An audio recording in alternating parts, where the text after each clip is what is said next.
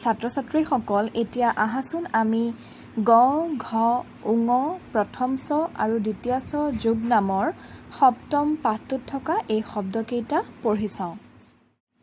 প্ৰথমটো শব্দ দিয়া হৈছে গংগা। গ উঙয় গয় আংগ তাত আকাৰ গংগা। ইয়াৰ পিছৰ শব্দটো হৈছে বংগ। ব উঙয় গয় আংগ বংগ। ইয়াৰ পিছৰ শব্দটো হৈছে পুষ্য। পদ হৰ্ষৌকাৰে পু ছয় ছয় আছ পুষ্য।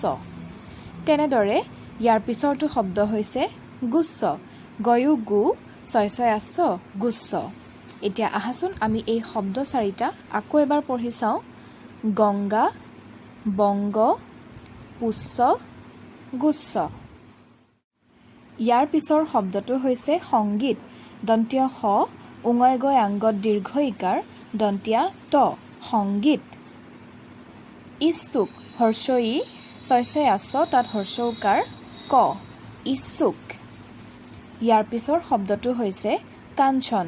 কটাকাৰে কা ন্যয় আঞ্চ দন্তীয় ন কাঞ্চন। এই শব্দকেইটা মই আকৌ এবাৰ পঢ়ি দিম। সংগীত, ইচ্ছুক, কাঞ্চন।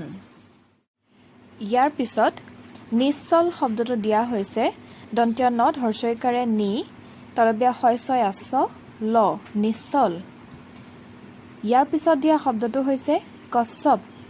ক প্ৰথম ছয় ছয় আছ প কশ্যপ। বিচ্ছেদ। বদ হৰ্ষইকাৰে বি ছয় ছয় আছ তাত একাৰ দন্তীয় দ বিচ্ছেদ।